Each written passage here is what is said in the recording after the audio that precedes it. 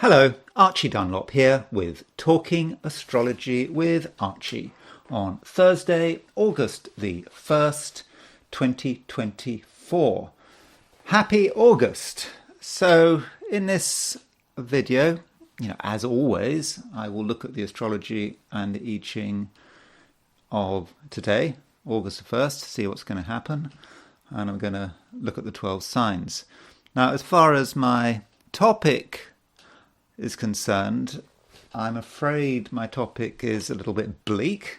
It's about a stabbing that took place in the UK on Monday, in which 3 children were killed, and I think 10 other people were injured. And it has had a major impact on Britain. People seem to be very traumatized. We've had other events where children have been killed, which I've talked about. For example, the Hezbollah attack over the weekend in the Golan Heights, I think, in which 12 Druze children were killed playing football. So you could say, well, this is not 12 children, it's 3 children. It's one can play this numbers game. But, 3 children who were at a Taylor Swift themed yoga and dance session, and they were making bracelets or something like that.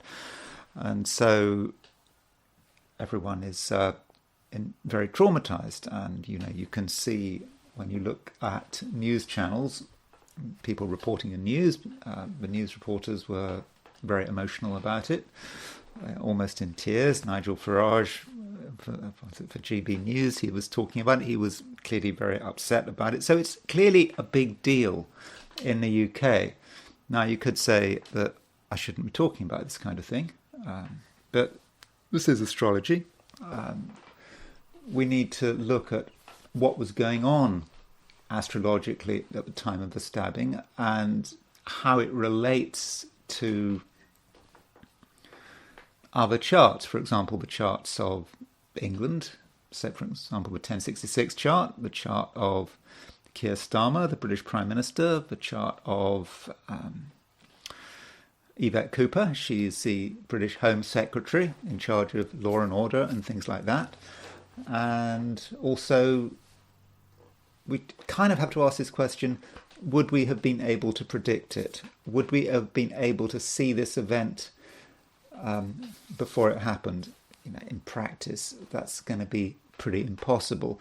But with hindsight, we kind of go through the exercise of trying to work out why Southport. Southport is where it happened. Southport is in northwest England. It's in Merseyside, close to Liverpool. So that is a question that I will also be looking at. And before I do that, I want to look at the astrology and the I Ching for today, this first day of August. And just a reminder, if you enjoy this video, I'd really appreciate it if you were to like it. And if you enjoy the video but you're not subscribed, I would be super grateful. If you were to subscribe, it doesn't cost you anything, but it does help my channel. Okay, so let's look at the chart. This is the chart. Sorry, this is a chart for today. I'll be looking at the Southport stabbings a bit later. So this is the chart for today, which is Thursday, August the 1st, and this is what we've got. The moon is now in Cancer, so it's pretty much in Cancer for all of us. It goes into Cancer this morning at 4:19 a.m. if you're in the UK. That would be 5:19 a.m. if you were 5:19 a.m. if you're in Europe. Okay, it won't go into Cancer until this afternoon if you're in Australia and New Zealand. But overall, I think we can regard it as being a moon in Cancer day. And of course, if you're in the Americas, the moon went into Cancer late yesterday. So is a bit of a change. Moon moving from Gemini to Cancer. So, with the moon in Gemini, we had quite a big Gemini emphasis. We had Mars in Gemini, we had Jupiter in Gemini, we had Moon in Gemini. It was just getting to be all a bit much.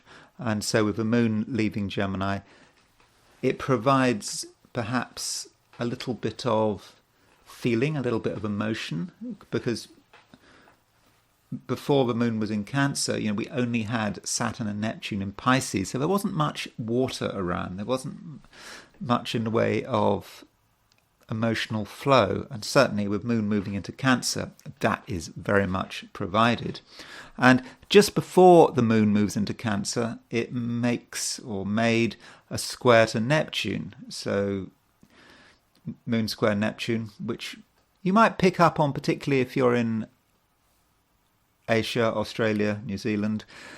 That moon square Neptune is a little bit confusing, and we shouldn't forget that Neptune is currently on Skeet, very, very close to this fixed star, connected with your accidents, disasters and mishaps. So moon square Neptune could be a bit confusing. We might not quite know what's happening, and we might reach some false conclusions.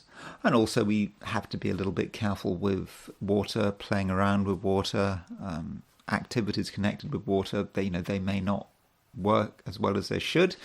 So that is something to consider, but that's more early in the day, more if you're in Asia and further east, Australia, New Zealand. I think if you're in the Americas, I don't think this moon square Neptune really needs to worry you.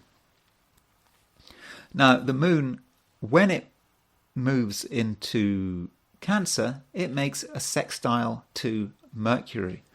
And this is a very nice sextile to Mercury because moon is in its own sign. And Mercury is also in its own sign. Moon rules Cancer, Mercury rules Virgo. So it's a very nice sextile. It's about intelligence and being able to communicate with understanding and sensitivity.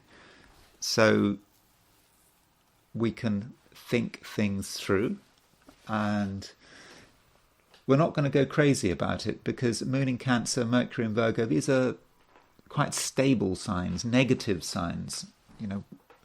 We're trying to work out what's happening, and I think we will have a good understanding of whatever is going on around us. And perhaps this sextile between the moon and Mercury is going to be so strong because there really isn't much else going on. It is the main astrological event of the day, moon sextile Mercury. So perhaps we can really tune into it. It's a day for being wise, for being clever, for thinking things through, and also for being careful. We can use our brain to work out what can go wrong, and we can also do things to enhance our security and just generally feel comfortable wherever we are.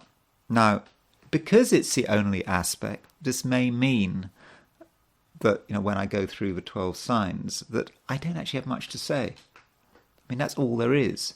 There's always other stuff to talk about, which I will be talking about it, but it just may be that my readings for the 12 signs could be briefer than usual. Now, turning to the heliocentric picture, this does give us an alternative view. So heliocentrically, we have not a great deal happening, I would have said. You can see that this Venus opposition Saturn is now really starting to break up now. Over the last few days we might have felt that it was kind of difficult to express ourselves emotionally, and there might have been a certain transactional feel to it, but I think that's gone. That's sort of out of orb now, and especially now as we've got the moon moving through Cancer in geocentrically, and so I don't think we need to worry too much about that. Mars is starting to make a square to Pluto. So Mars heliocentrically is right at the end of Aries. It's about to go into Taurus. And when it goes into Taurus, it will make that square to Pluto. Now, that square to Pluto is probably going to be exact in a couple of days' time, but we may be starting to feel it. And so if you think about heliocentric Mars square Pluto, there may be a certain sense in which there's a bit of a power struggle, and issues of power may be very important with this square. But I don't think we need to worry too much about it at the moment, but perhaps we should just be aware of it. There may be certain people and organizations who are starting to throw their weight around, and some of us might feel a little bit overwhelmed by it all. Okay, maybe not today, but it's starting. So we do need to be very aware of issues of power. But really, that's about it as far as the heliocentric picture is concerned. So let me now do my forecasts for the 12 signs for today, which is Thursday, August the 1st, 2024. Aries. Aries, things are starting to slow down, or at least they should be starting to slow down. That doesn't mean they're going to always be slow. It's just that today, as the moon moves into Cancer, you're probably going to respect your own privacy, or rather expect other people to respect your own privacy. And you may feel that there's actually not a great deal that you really want to be doing. Now, that's no excuse for doing nothing. There are certainly things that Aries can do. Today, it seems that your sign is actually very, very organized. You know, you can decide that things need to be sorted out, and you can work out where things should be placed. And perhaps over the last few days or even weeks, things have got a little bit chaotic, or maybe you have forgotten things. You knew there were things that had to be done, but you always took the view that, why do today what you can put off until tomorrow? And perhaps you've continued to put off, and certain parts of your life may have got a bit confused, and you perhaps haven't followed things through, but now would be a great time to follow things through. And in a social sense, perhaps you've got letters or emails or text messages or whatever that you just haven't replied to. And now might be a good time to sort it all out.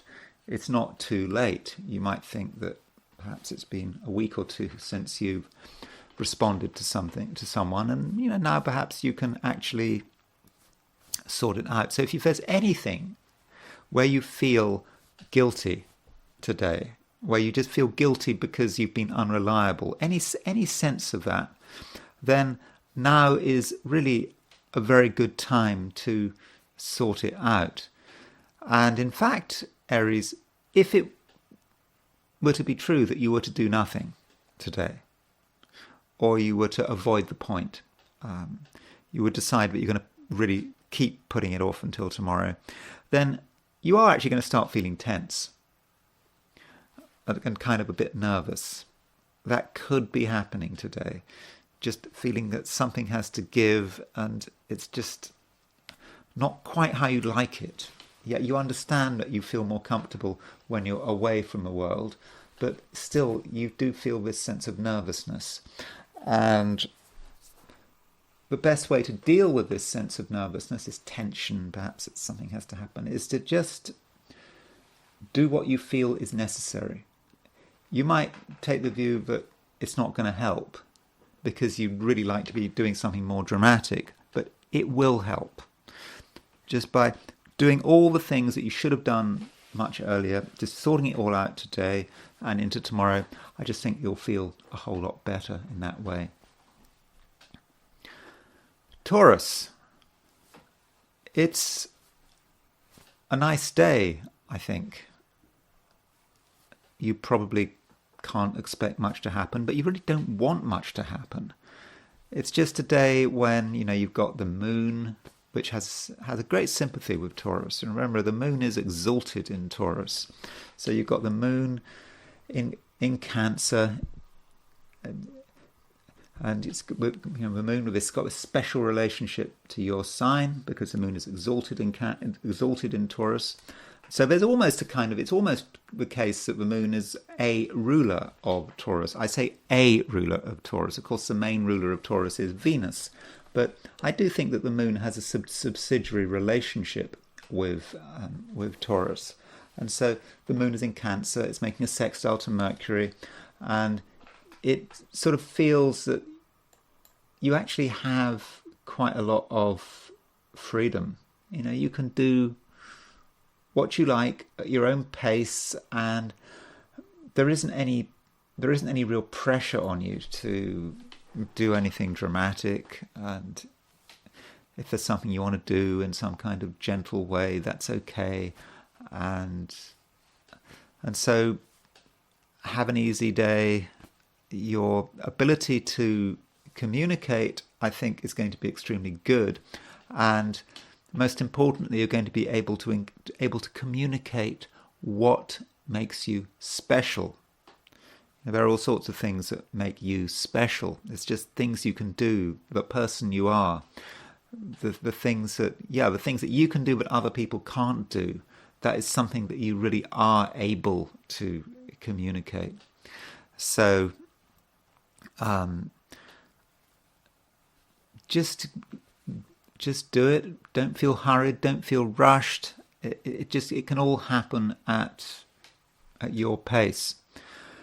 Now, if there is a problem today, then I would have said it would be to do with the fact that Venus is square Uranus. Now, Venus is square to Uranus is not actually exact until tomorrow.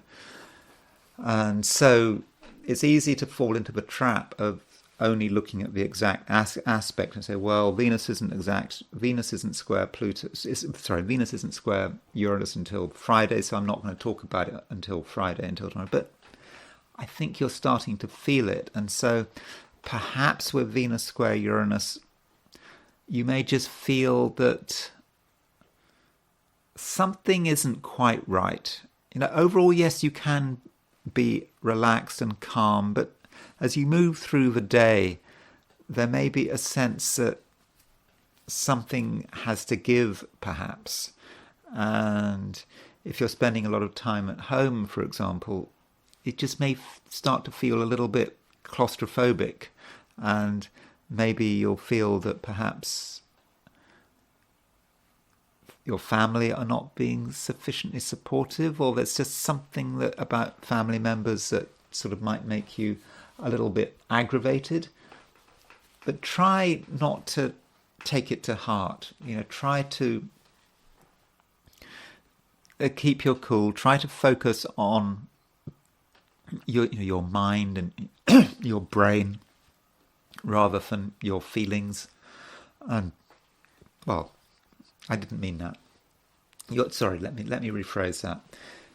Your feelings are important, and it is actually quite an emotional day. When I say feelings, what I really meant to say was that sense of tension, a sense of drama, which is sort of creeping in.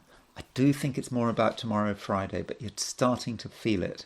And so perhaps you can get round the problem through conversation, through talking to people. Perhaps some of your tensions and any frustrations can be got out through discussion. In fact, it's quite possible that you may just notice that something isn't right, and the answer to the problem is just to talk about it.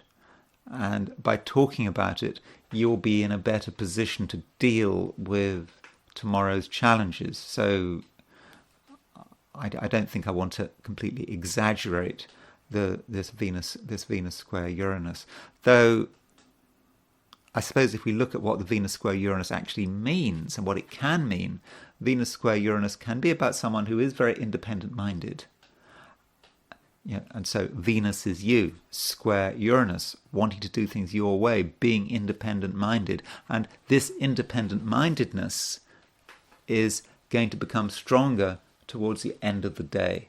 And you're going to start to feel it perhaps in quite a strong way. So if you're doing things that you don't want to do, but you really don't want to do, then you may start to make a fuss. So it's probably in everyone's best interests that you just do things your way.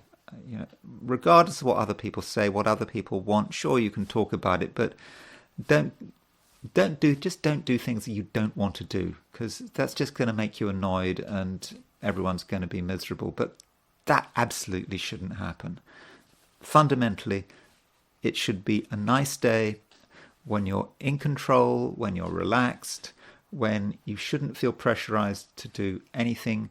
And it's also a time to just tune into what you enjoy doing, tune into what you're good at. And in that way, I think you'll be able to feel comfortable, and you'll feel that you have a fairly useful day. But let's try to avoid the fireworks. We don't need that. Try to focus on being calm, but also being constructive. Gemini, you continue to be quite clever in your own way. I think your brain is on good form. But Gemini, your brain is going to be on best form when everything happens on your own terms.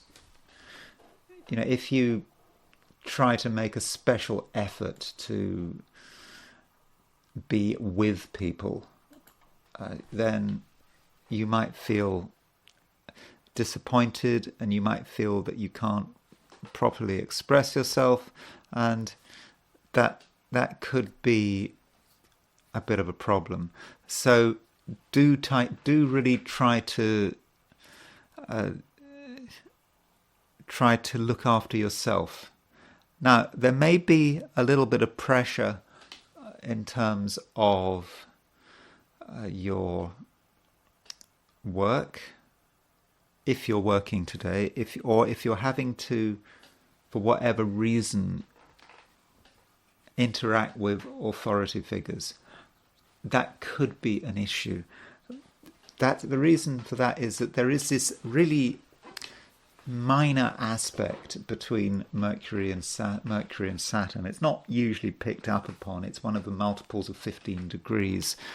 I mean, in a jargon, you know, Mercury is exactly 15 degrees off the opposition with Saturn. So it's in the series of the semi sextile. It's not they're 15 degrees apart, but they're a multiple of 15 degrees apart.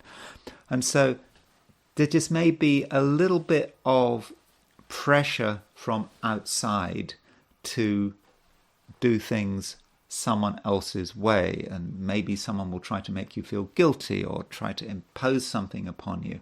But I wouldn't worry too much about it. I think it's a kind of pressure that you can sidestep quite easily, and you can probably sidestep it in the usual Gemini kind of way.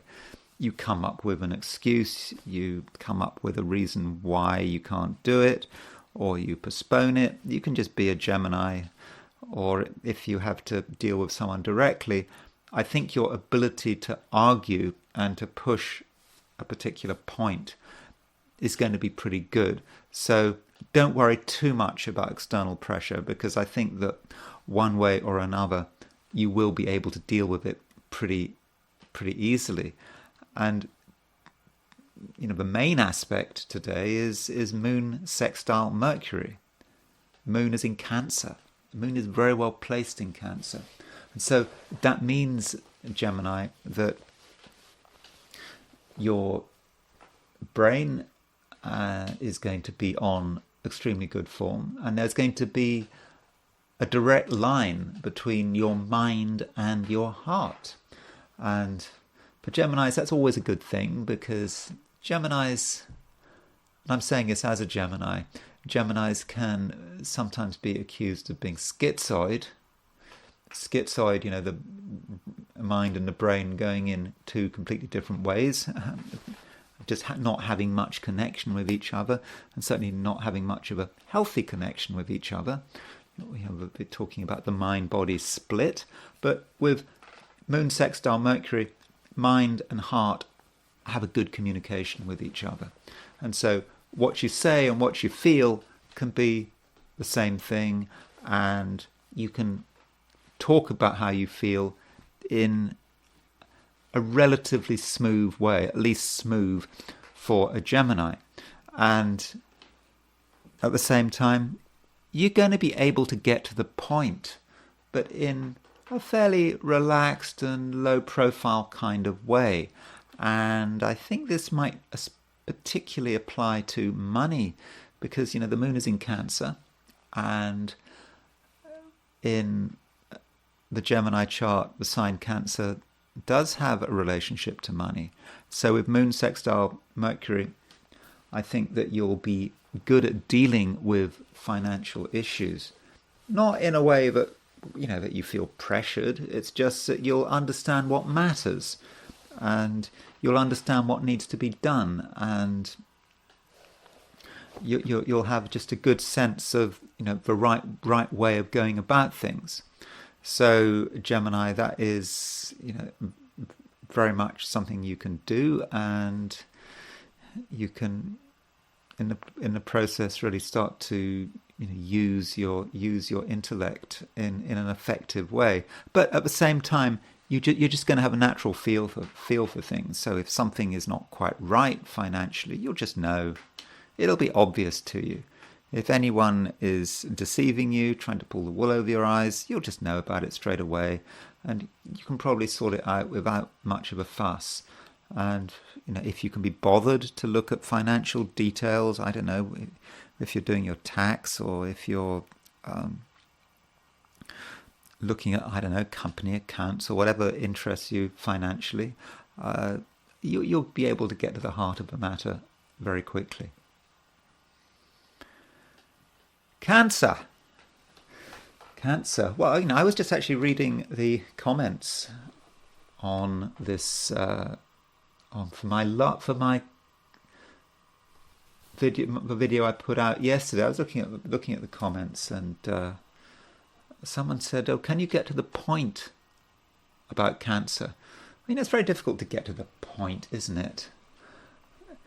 Particularly with Cancer, because Cancer is such a time zone orientated sign.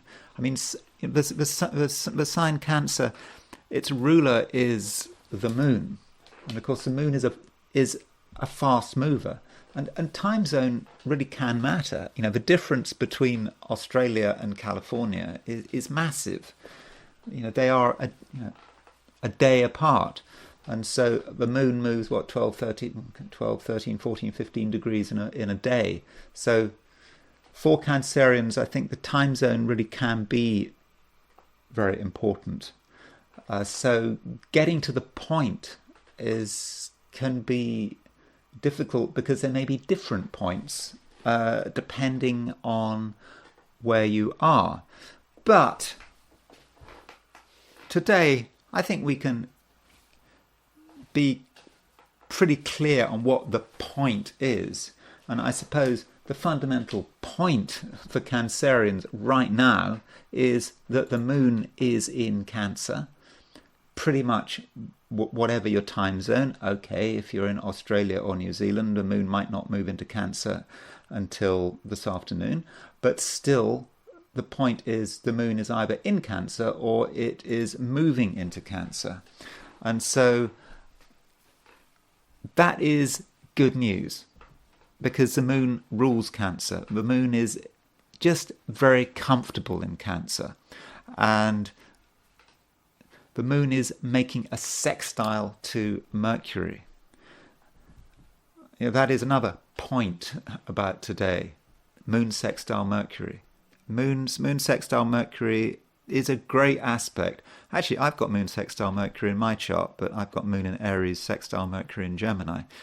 That's, not necessarily great, moon in Aries, but here, moon in Cancer in its own sign, sextile Mercury in Virgo. And this means, Cancer, that your mind and your ability to communicate are in absolutely great form. Whatever you're thinking, you're able to communicate it. And you're also intelligent. Okay, you're always intelligent, but today you're even more intelligent than usual. And so there are few things that are going to confuse you. Okay, I have to qualify that. Right at the beginning of the day, just before the moon moves into Cancer, it does make a square to Neptune. That square to Neptune is perhaps going to influence you if you're in East Asia, Australia, or New Zealand. It's certainly not going to influence you in Australia and New Zealand. I'm getting to this point about time zone with Cancer. So right at the beginning of the day, if you're in East Asia, Australia, New Zealand, there may be moments of confusion when you're not absolutely sure what's going on, where you may do something that you perhaps regret because you simply don't have enough information at your disposal. But the moon moves away from this square to Neptune fairly quickly, so certainly by the mid, I think if you're in Australia or New Zealand, by the mid-afternoon, then the moon will be moving into Cancer, and then all the benefits of moon sextile Mercury, you're going to be able to feel that. So I had to sort of make that little detour there just to cover those of you who are east in Australia and New Zealand. But if you're not, if you're in the Americas, if you're in Europe, then moon is in Cancer pretty much all day. It's sextile Mercury, and things are looking good. Your brain's on good form, and I think you just understand things. It's because your intellect is in tune with your feelings, and that really helps. I mean, that's a facility that most Cancers have all the time, but it's particularly good at the moment, and you're just going to understand what's happening. It will all be very clear to you, and you'll understand it on many different. You'll understand things on many different levels, and matters are helped, I think, by the fact that Mercury is now slowing down. Mercury, in fact, goes retrograde. I think Mercury goes retrograde on Monday. And you could say, oh, well, that's not good, Mercury going retrograde, but it slows things down. It means that because things are slowed down, you have a chance to look at them. It's not like they're just like that, zooming across your vision and you can't work it out. They're just going like that. And so you can sort of take the time to just watch them, watch the thing develop. And because you can watch things going slowly, you're in a good position to be able to understand them and to be able to really make the right decisions. Now, it is important, though, Cancer, that you don't waste your abilities, because the moon it's in Cancer, but it is moving to a square of the North Node. And the North Node is in Aries, and the North Node represents your path, where you're supposed to be going. And North Node in Aries means that it's a time when Cancerians need to assert themselves. Now, this is a long-term trend, Moon in Aries, North Node in Aries. It stays there for a couple of years. I don't know when it actually, it's moving backwards. It's in early Aries. It will soon enough move into Pisces, but not for quite a few months.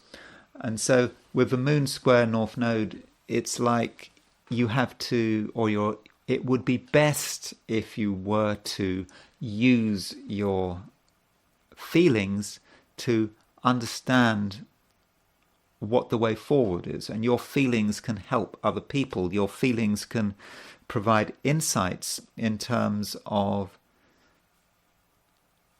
where things are going, perhaps on a career or business or societal level. So if you're going into work today and tomorrow, make sure that everyone benefits from your insights. Don't keep them to yourself. I mean, there's no reason to keep them to yourself. You know what's going on. Now, there might be moments of challenge today and tomorrow where you just feel you'd like to say something, but you're not sure how well your words will be received. But don't worry about it.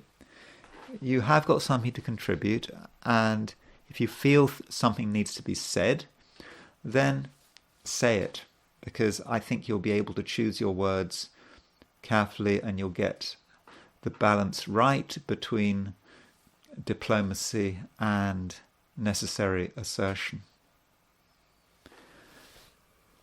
Leo, you are in control. There is no doubt about that. The sun is continuing to move through your sign, and for sure that means that you have great strengths, and you're not someone that people are going to find it easy to oppose or contradict. And you also, Leo, have just a good understanding of what is right and what is wrong, what is possible and what is not possible. And you're going to be very good at making it clear to other people and the world around you what can and cannot be done. So don't be afraid of telling people what to do.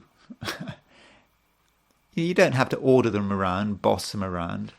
You just have to explain the facts to them. And I think they'll understand very quickly, and it's not a situation where there's going to be much in the way of drama. It'll all be very straightforward. So I think that looks pretty good. Though, Leo, don't feel that you need to make a special effort to be super dynamic, super extroverted. I don't think you do. The moon is in Cancer. And so with the moon in Cancer, it's perhaps a time for many Leos to reflect, to work out what's happening around you, to perhaps listen, not just with your ears, but with your heart. Just listen to what's happening and get some insights that way. And your listening and your feelings, well, they will just inform your thoughts, and they'll enable you to make the right decisions. And this might relate to money, because there is a sextile between Moon and Mercury. Mercury, in its own way, is quite a money-orientated planet, I suppose, particularly if it's in Virgo. Virgo is an earth sign. And so with Moon sextile Mercury, you can start to see things, you become aware of things which might have a bearing on your finances. And it's nothing that you have to do, it's nothing that you must do, but you just gain information that in the end will turn out to be quite useful. So gather this information, and you don't have to make a big show of it. You can almost quietly, secretly gather the information you need, and then you'll be in a position to make the right decisions. So that's something you might want to be working on. Another thing to point out, Leo, is that Venus continues to move through your sign. It's not in Virgo yet, but it's in late Leo, and Venus is starting to make a square to Uranus, and that square is going to be exact tomorrow. And with that Venus square Uranus, you're going to have a certain sense of what things look like, what things should look like. Venus is quite an aesthetic planet. It's about appearance, it's about beauty, it's about how you come over in a public setting. And some Leos with Venus square Uranus might feel that they have to change something about the way they look. Maybe you're starting to feel it today, and tomorrow this feeling is going to be especially strong. I mean, I will talk about it tomorrow in more detail, because tomorrow is when it becomes exact. But just consider the possibility that you're starting to have thoughts about the way you appear, and you might decide that you want to change the way you appear, or perhaps change the clothes you wear, or other aspects of style. Now, I'm not saying it's a good thing. It may actually be a bad thing, but you perhaps need to be aware of where you're going and perhaps what it's about. It is about Venus, the planet of beauty, in Leo, your sign, square Uranus. So you are looking for change, but it just might be too dramatic. So do think it through and feel it through. But I'll talk about that more tomorrow. Virgo. The main aspect today, Virgo, is a sextile between the Moon and Mercury. And as far as I'm concerned, this sextile between the Moon and Mercury is pretty fortunate. Mercury is your ruler. Mercury is moving through your sign. Okay, it's moving backwards through your sign, it is true, and it's also true that Mercury will leave Virgo and go back into Leo. That is going to happen, but right now Mercury's in Virgo, and Mercury is sextile the Moon, and Moon sextile Mercury is a good aspect, especially because the Moon is in Cancer, which is its own sign, and Mercury is in Virgo, which is also its own sign.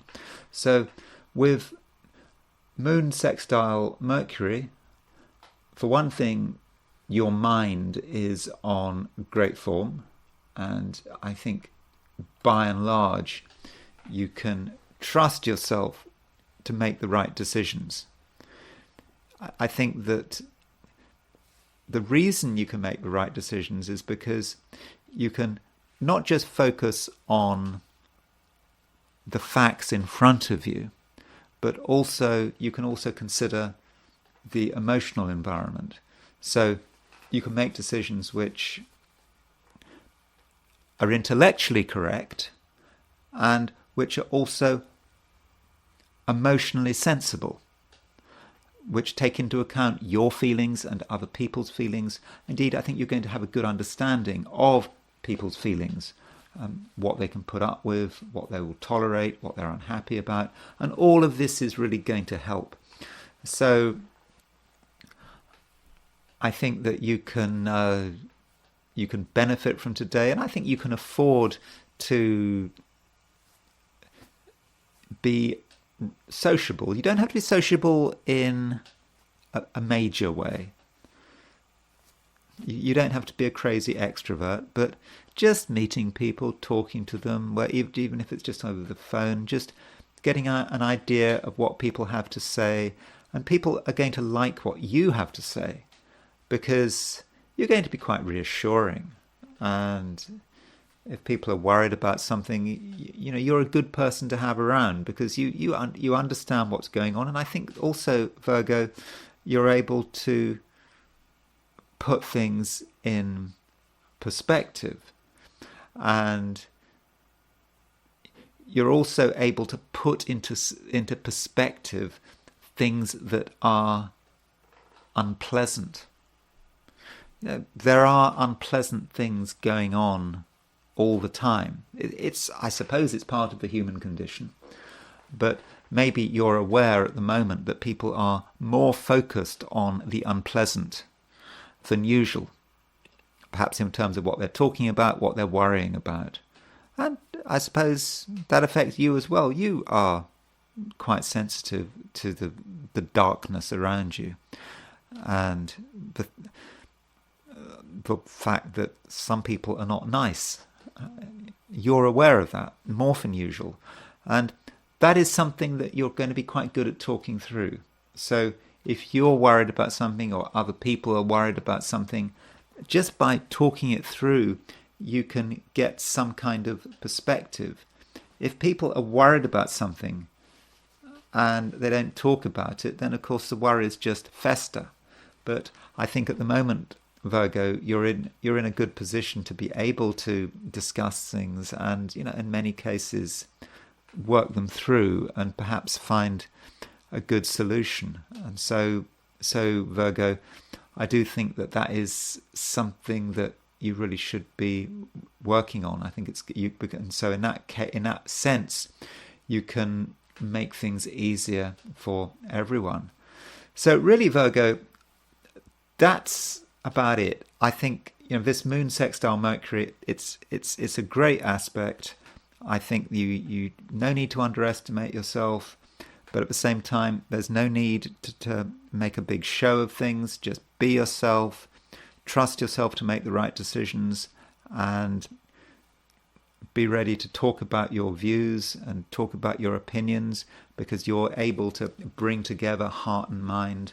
And so it's overall, Virgo, I would have said a comfortable and harmonious day. And also, you can make other people's lives easier, and you can give other people perspective and also a bit of harmony. Libra. There are things going on which perhaps you need to be aware of. One thing happening at the moment, Libra, is that Venus is moving to a square with Uranus. So Venus is your ruler. Now, this square between Venus and Uranus is not exact until tomorrow. So maybe it's not of immediate importance, but perhaps you're starting to feel it. And so with Venus square Uranus, you perhaps get a sense that something needs to give, something needs to happen, and I think you're starting to become quite independent-minded. You want to do things your way, and sometimes doing things your way can be disruptive. You might feel that you have to make a big fuss of it because that's the only way that people are going to understand that you're serious. So consider any feelings of tension you might be feeling at the moment, and consider the issue of independence. To what extent are you independent? To what extent do you need to be independent? And what are you going to do about it? What actions are you contemplating? I think one problem with Libra can be that Librans try very hard to be harmonious. They try very hard to keep the peace. Yet if they want to change something, and if they're not comfortable with the status quo, then they can just get it completely wrong. No one is happy, and because no one is happy, Libran's not happy, other people are not happy, and it just all becomes a big problem. And so perhaps what you have to do in this situation is be clear. Librans do sometimes find it really difficult to be clear. Librans don't like to say no. Librans, don't like to tell people that they don't like their behaviour. They can put up with a great deal, and then things just go wrong. So Libra, as Venus moves towards a square with Uranus, perhaps you need to be clear about what you want and perhaps what your likes and dislikes are. Anyway, that's something to consider. Also, the moon is now in Cancer.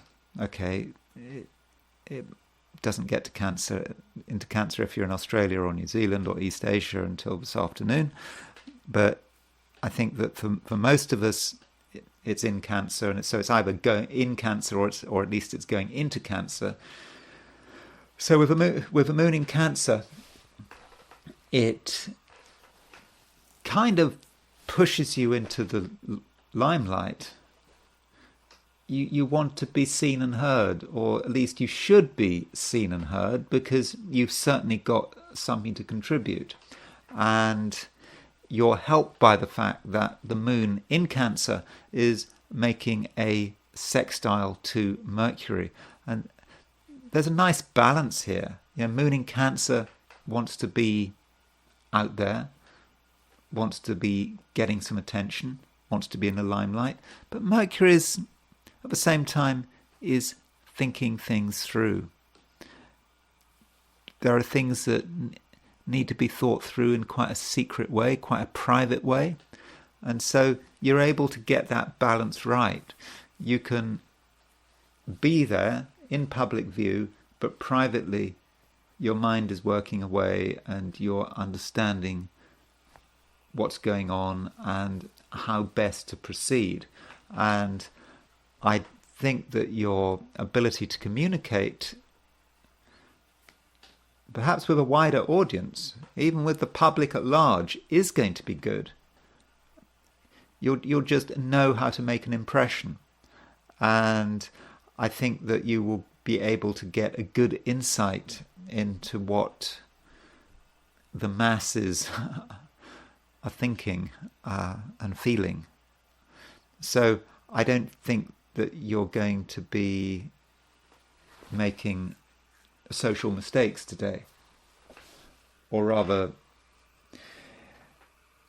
it would be unnecessary to make social mistakes. The only reason why you would make a social mistake today goes back to what I was saying about Venus square Uranus. It just might be that you just feel you need to assert your independence, perhaps in quite a clumsy way, but that's so unnecessary, because the moon sextile Mercury should just guide you forward, and it allows your brain and your feelings to sort of work in harmony and in tandem with each other. And so that should be pretty comfortable for you. And at the same time, in terms of relationships, you have a fairly good sense of right and wrong. And I'm talking about all kinds of relationships here. You have a sense of what is appropriate behavior and what is inappropriate behavior. And it's very clear. Maybe it's just all about manners. And just what is right in a social sense. And I think that if anyone is behaving inappropriately or has got bad manners, it will be immediately clear to you. And so it may be a time when you can gently remind certain people of the rules of social engagement, which Libra deep down really does understand. And at the same time, Libra, you can observe other people and you can observe their manners. And if someone is showing bad manners, that is perhaps telling you all you need to know. So someone showing bad manners is just someone you need to be careful of, someone perhaps you need to avoid. And so the people to trust today are the people who show good manners, who understand social form. Now, you could say, well, social form is quite trivial. It's something on the surface, something very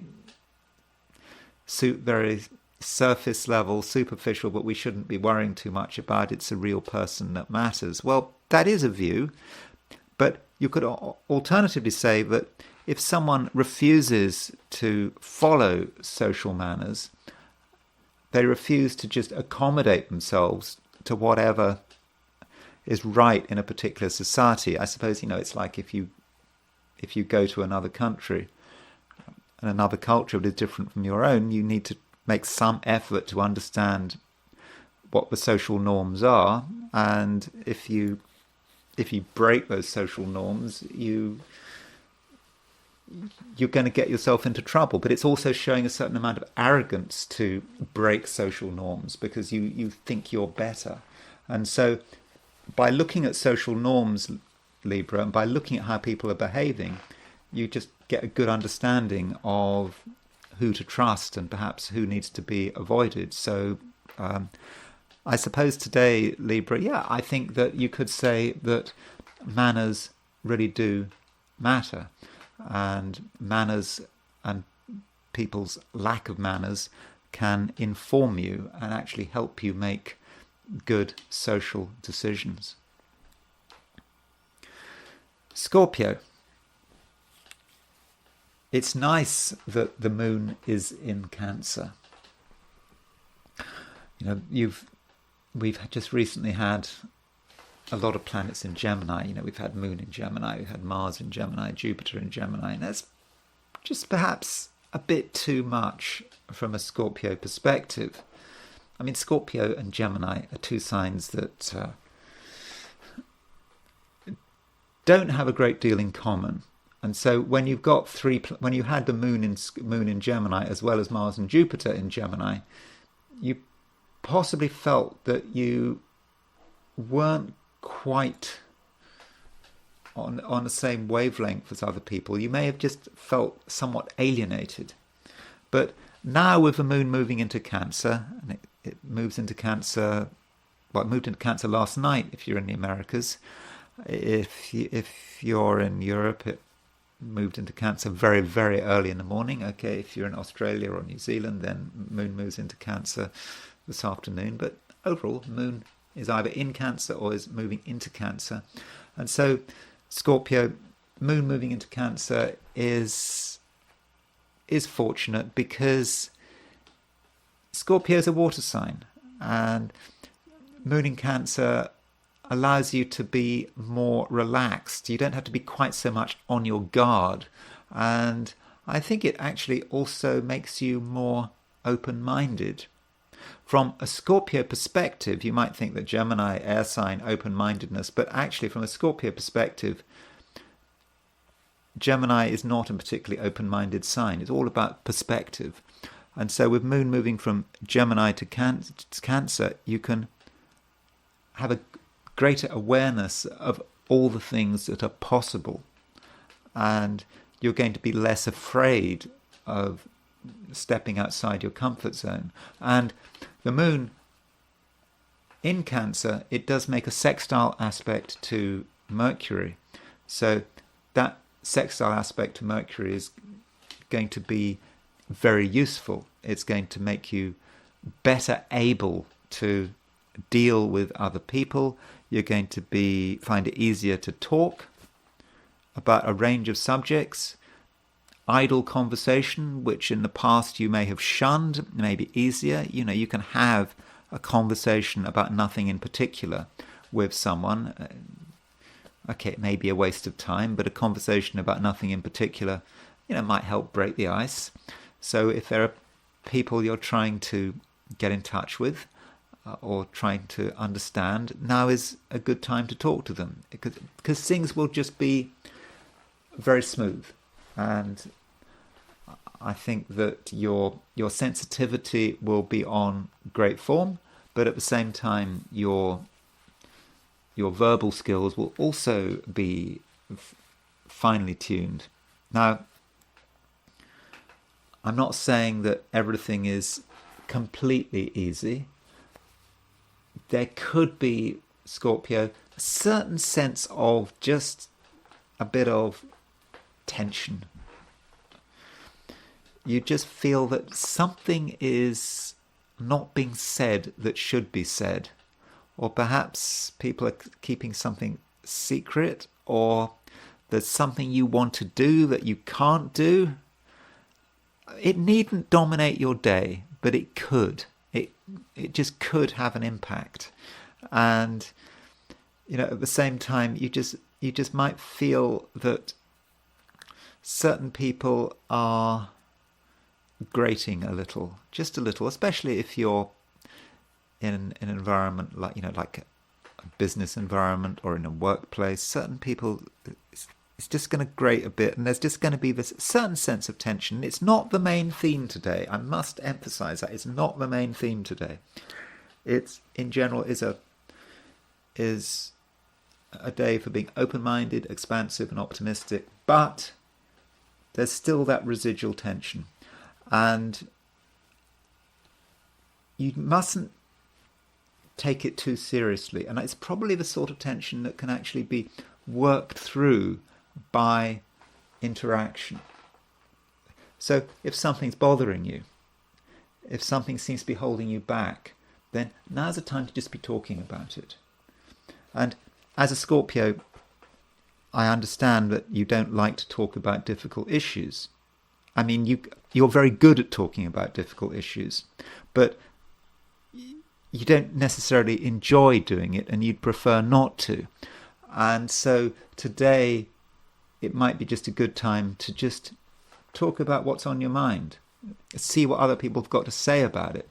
And there can be a sense of mutual understanding, and perhaps through conversation you can lower the tension levels perhaps to zero, and then you can just enjoy the day and take advantage of the fact that the moon is in Cancer, a sign that's really Scorpio friendly, and it's sextile Mercury, and you should be able to end the day really feeling pretty comfortable. Sagittarius, you are not quite on the same wavelength as everyone else. At least that's how it feels. And you might feel that whatever's happening today, it doesn't quite suit you, and perhaps there's just going to be this sort of nagging feeling that it might be better to be somewhere else. Now, while I can understand that, it's not a typical Sagittarian day. Things are not as exciting as usual. There isn't the intuitive flow, this action, ideas. It's just not quite happening as fast as it should be. And, you might take the view that, you should just bide your time, do something else, just wait for the situation to clear. But actually, Sagittarius, I think that would be a waste.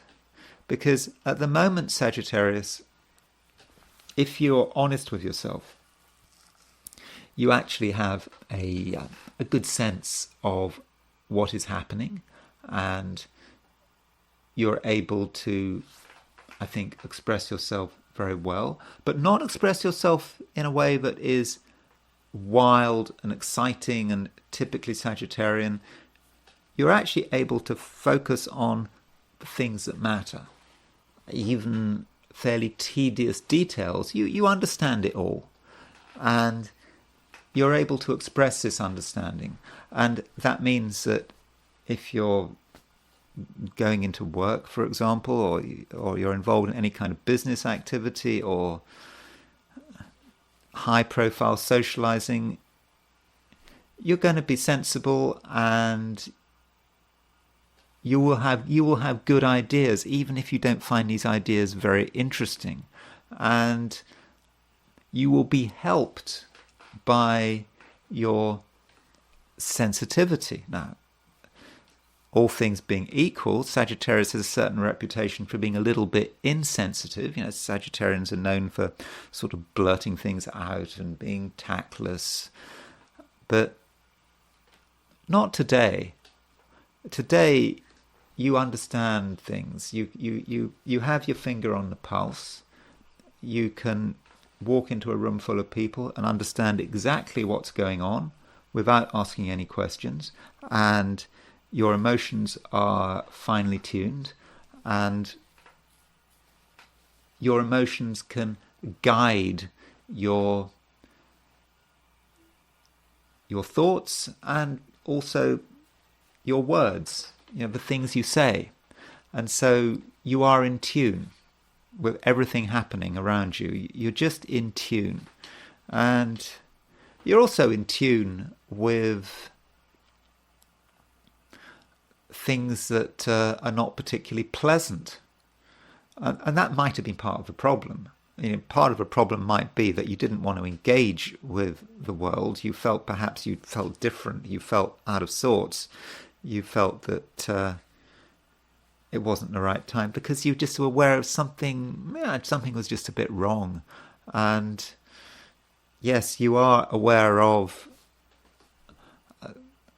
things that are difficult and unpleasant.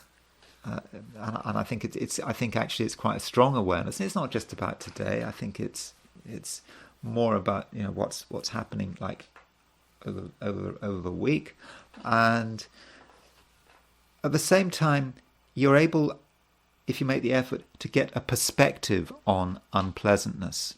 That is very important. Getting that perspective, because some people see unpleasantness and they panic. And they don't want to have anything to do with it. They perhaps see it as a sign of a declining society, that everything around them is just collapsing, that they need to get out, that it's all disastrous, or decline of civilization as we know it, kind of thing. But Sagittarius, you're able to get a perspective on it. You're able to perhaps even get a historical perspective on it. Things didn't suddenly become unpleasant. They have always been a little bit unpleasant.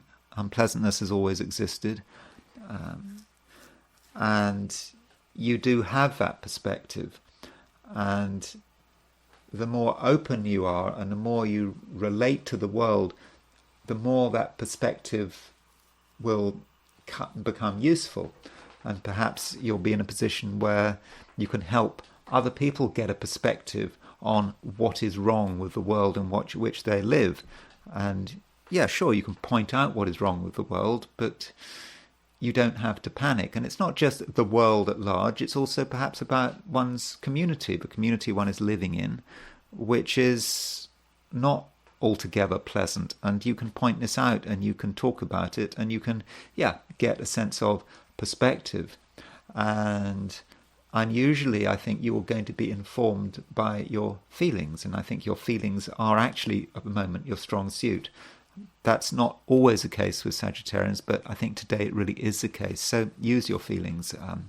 Right now, they're very powerful, and they are telling you what can be done, and they're also warning you about perhaps danger areas. But it's all working out, and you're very aware at the moment. Capricorn. Like yesterday, Capricorn, you do seem to be somewhat confused about certain things. Certain things don't make sense to you. And this might bother you. You try to understand something, but it still doesn't make sense. And it just may be that you are taking on too much. Perhaps you're just looking at too much information. And when I say information, I'm not just talking about factual information. I'm talking about emotional information. You're just looking at something from too many perspectives. And what you need to do, Capricorn, is to make things simple. Work out what information is important and what is just trivial nonsense. And by and large, things that are told to you in a casual way, for example, gossip, can pretty much be discounted, I think. You don't have to listen too hard to people who are giving you information that is hearsay. Don't let that influence your decision. But other people can be a plus. Indeed, they should be a plus, because the moon is now moving into Cancer. So Cancer is your opposite sign. And so with the moon moving through into Cancer, that allows you to relate very well to other people. And I think that you'll have a natural sympathy and a sensitivity to other people and what they're trying to do. Of course, don't allow that sensitivity to go too far. You don't want to be overwhelmed by emotional information, and you don't want to be swayed by what people are gossiping and talking about, as I've already said. But the moon is making a sextile to Mercury. So moon in Cancer, moving for your opposite sign, is making a sextile to Mercury. So that moon sextile Mercury, I think, allows you to work out what is useful and what is not. Indeed, it might just be about which people are useful and which people are just dragging things down. And so that moon sextile Mercury can allow you to make social decisions, and perhaps it's all about talking to people and trying to focus on what people are talking about. If you talk to people and they seem to be sensible and down to earth and they're not speculating much, then that's a good sign. If you talk to people and they're just talking nonsense and they're gossiping and they are speculating, then probably these are people that right now you don't really need at the moment. So do make that distinction. And it just may be that at a certain point today, you do feel that you're able to make a decision. Maybe there's a decision that you're trying to make. It's kind of a little bit difficult to make because a lot of information is coming in.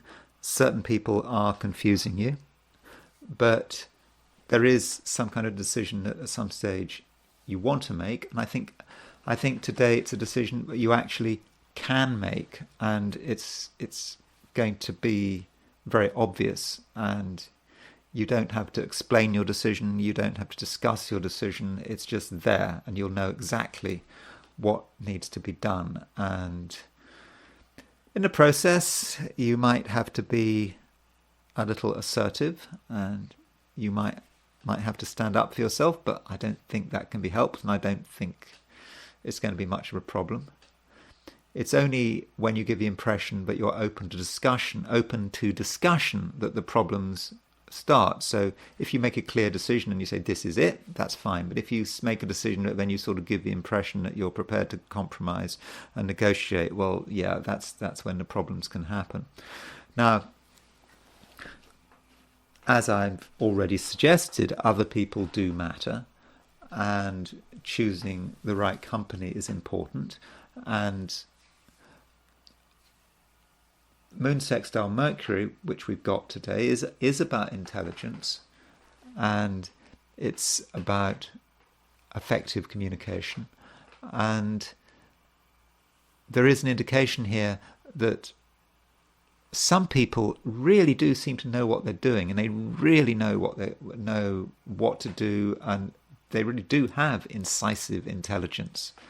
And yeah, sure, other people are up to no good, haven't got a clue, but you need to seek those people out. Now, it may be, for example, that if you're in a relationship, that your partner is particularly intelligent today, and they've got particular things they have to say, and their advice may be really amazing. I mean, you'll know if their advice is likely to be amazing if they go about things in a careful and structured way. People who are careful and structured are the people to be trusted today. So you don't have to make all the decisions today. I understand there is possibly at least one important decision you want to make, but do consider alternative viewpoints, and consider the alternative viewpoints of people who know what they're talking about.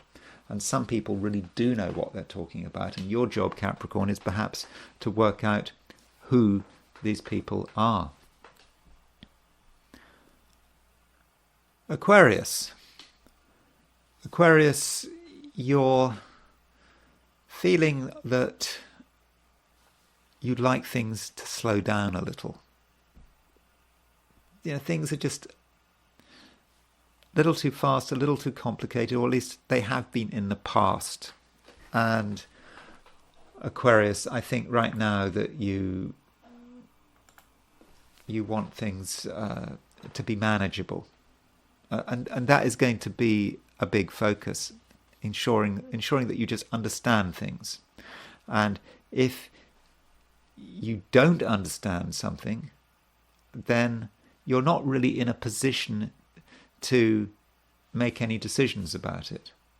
So the moment you don't understand something, just make sure people stop. Make sure people stop talking.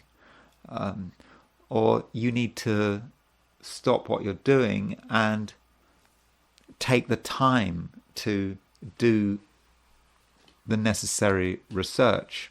Research might be important, and it might take time. You might not finish it all today. That might move into tomorrow. So in general, Aquarius, you just need things to be simple, because that's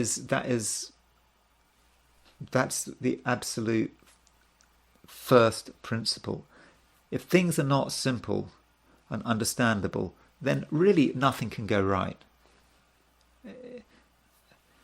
It will just get more and more complicated. So at each step of the way, Aquarius, you have to understand what's going on.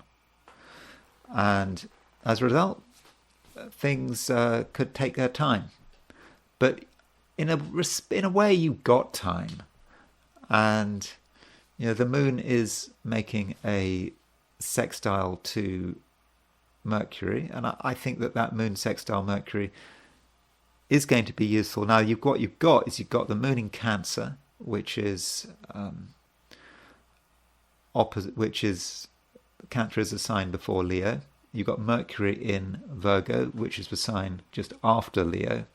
So Leo is a sign in between this moon Mercury sextile, and so the sign opposition Leo is Aquarius. So in a way, we can say that Aquarius is opposition the moon Mercury midpoint. And so to my mind, what that says is that if you give yourself the time, your brain is going to be engaging. And I've used the word brain a lot when I've gone through these forecasts of the 12 signs, because moon is sextile Mercury. It is about the mind, it is about the brain, and I think that there's a lot of stuff you can work out and you can really understand things, but it's just so important that you take it slowly.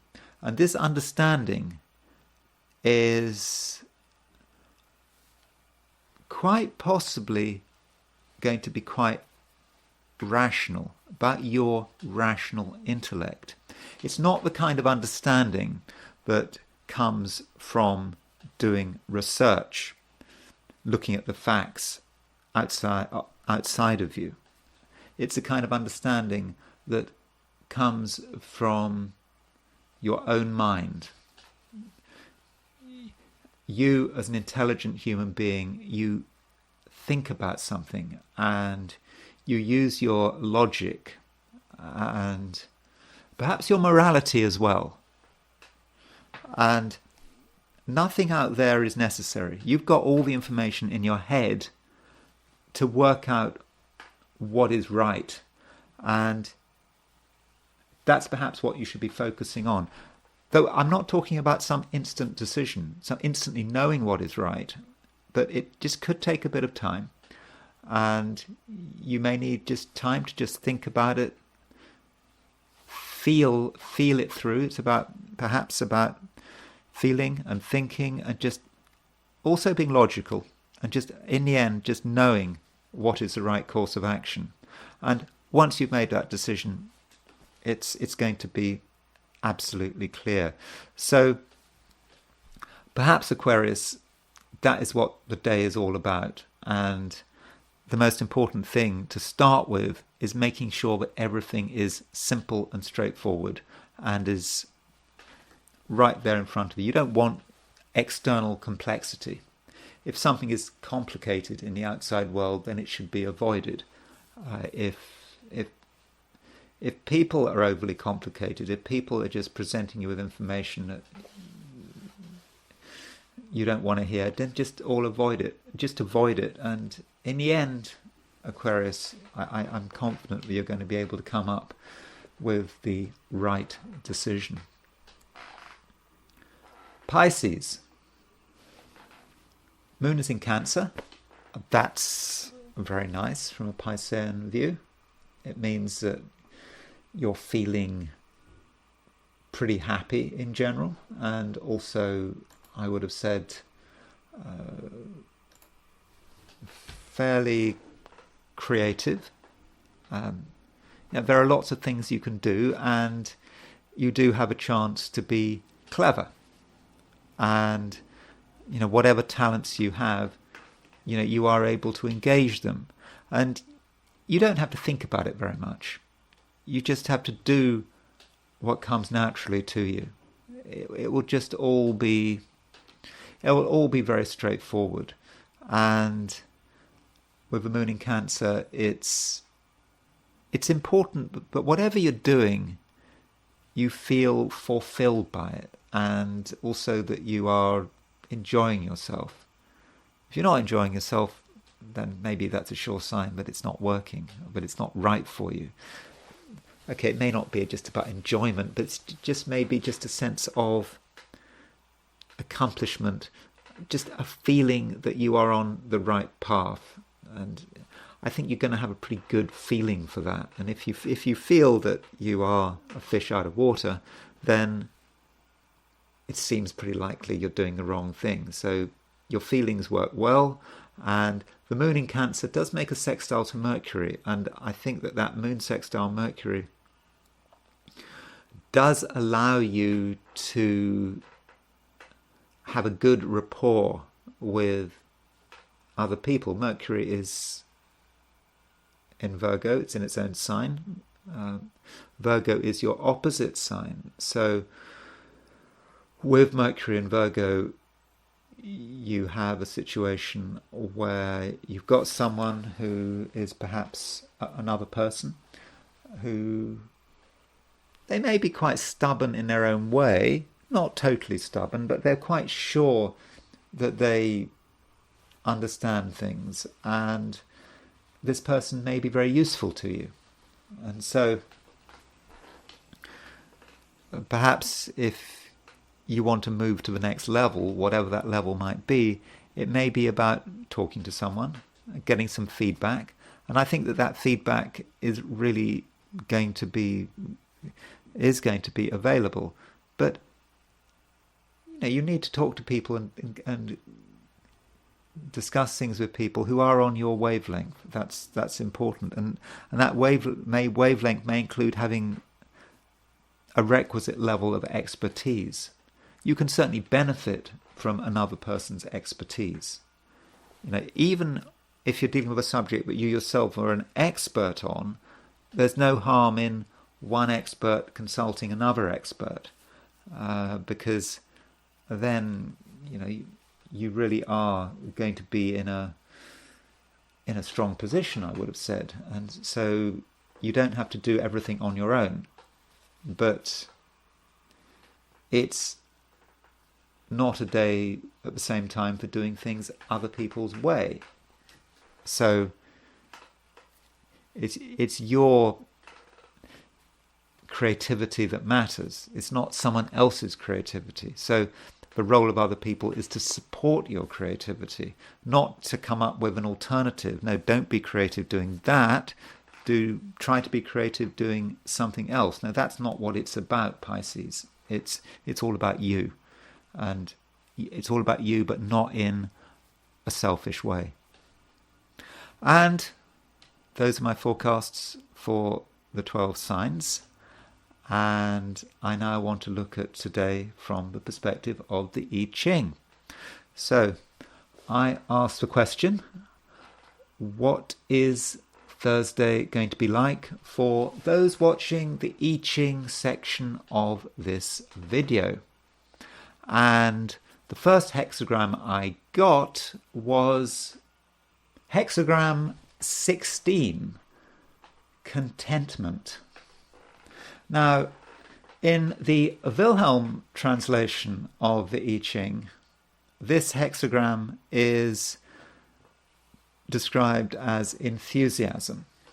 And at least on the surface, the Wilhelm translation seems to suggest that enthusiasm is a relatively fortunate hexagram. But in Greg Winkup's translation, he doesn't call it enthusiasm, he calls it contentment. And he doesn't actually mean contentment in a particularly favourable way. And I think the problem we have here with contentment is that there is a certain sense of complacency here. We are content with the way things are. They may not be great, but we're still content. In fact, they may be declining. We may be in a situation where things are not getting better, they're getting worse, but not in a way that we can see straight away. But okay, if we were to really open our eyes, we might see trouble on the horizon, but perhaps we take the view that it doesn't really affect us, so we can afford to relax. And so that's why I think enthusiasm perhaps doesn't work quite so well as a description. But enthusiasm, I suppose with enthusiasm, it's all very well being enthusiastic, but it doesn't mean anything, does it? I mean, just because we're enthusiastic, it doesn't mean that anything great is going to be happening. It's just an optimistic mindset enthusiasm that may be based on absolutely nothing. So contentment does seem to me to be a more suitable way of looking at hexagram 16. And so that may say something about how we're coming into today. You know, we know that things are not good. We know that trouble is on the horizon. But at the moment, things are fine. We don't have anything to worry about. I mean, I suppose if you want to take a dramatic example, I suppose you could say if you have a first-class cabin on the Titanic and you hit the iceberg, you can actually go back to sleep. For the first hour, it'll be fine. For that next hour, everything is going to be fine. Maybe for the next 2 hours, but in the end, it's not going to be fine. So contentment is not always a good way of looking at things. And I suppose people always say that if you want to be happy, you should live in the present. You know, I'm someone who finds it absolutely impossible to live in the present, by the way. Just shows how far away I am from enlightenment. But you know, I live in the past, I live in the future, but I certainly do not live in the present. Anyway, that's me. I find that that's not something I can do. But there is a problem with living in the present because you're not actually considering what's coming up on the horizon, and so we have to consider that. So there are some moving lines here with contentment. The second line moves. And the second line isn't actually so bad because the second line indicates that we are very aware that things are not right. We know there are problems coming up. At the same time, when we look at the people around us, we can see that they are blissfully ignorant. No one seems to be taking it seriously. They're just living their lives as if nothing's going to change. But we know things are going to change. We know that things are not good, and at the same time, we're not being flighty. We're able to be, I think, as the I Ching says, as firm as a rock. That's what we perhaps need to do, and what we can be, firm as a rock. Other people are excited about perhaps trivialities. They think things are going to get better, but we know that we have to be firm. We can't allow ourselves to drift into over-optimism, certainly not drift into contentment, but we have to be aware that things are changing. And I suppose in terms of being firm as a rock, that means about keeping in mind clearly what we see and not being pushed off the path by other people's over-optimism. And at the same time, we may feel that we know that something has to be done, and perhaps we're trying to wait for that right moment in order to do it. And then the third line moves. Now, the third line in I Ching is often not particularly fortunate, and so with the third line, it may be that we start to get a little bit infused by the atmosphere, this feeling of, maybe we start to doubt our pessimism. We perhaps feel that yes, we know something needs to change, but we're not necessarily going to do it. We perhaps feel that we're just waiting for the right moment, and maybe we're waiting for leadership. Maybe let's wait for someone else to make the suggestion. Let's not do it ourselves. And that, again, is not a healthy atmosphere. It's not a healthy approach. It's certainly in line with the concept of contentment, but it's just being content but not being content at the same time. So we're not really content because we know something has to be changed, but we just don't know when to make that change. And then we move into the fifth line. And the fifth line, the I Ching says this wonderful thing that in the fifth line, that we are ill but we're not dead. I mean, that's kind of reassuring, isn't it, that we're ill but we're not dead. I mean, we should be happy that we're not dead, I think. So I think one way of looking at that is our illness may protect us. And of course, I'm being metaphorical here. But the illness may in some way protect us. Because we're ill, because we're on our guard, because we know things are wrong, we're in some strange way conserving our energy. And we're not part of the general enthusiasm of this hexagram because we're feeling ill at ease. We just don't feel well. And so strangely enough, it may be our very sickness that is keeping us alive. We're not making mistakes. We're not making too many mistakes. And we're constantly on guard. And perhaps that creates a possibility of making a change, because if we think we're ill, then we know things are not right, and we know that something has to be done. So this may be a situation where it is better to be ill, certainly better to be ill than to be dead. By ill, must make it clear, I'm not talking about physical illness or mental illness. It's just a metaphor. And this hexagram, because we've got three moving lines, it moves. And it moves to hexagram 28, which is preponderance of the great. It's quite a difficult hexagram, but it's not an overwhelming hexagram. It's a hexagram actually we had quite recently, we can deal with it. And so it's like we are making the transition. We know that things are not good.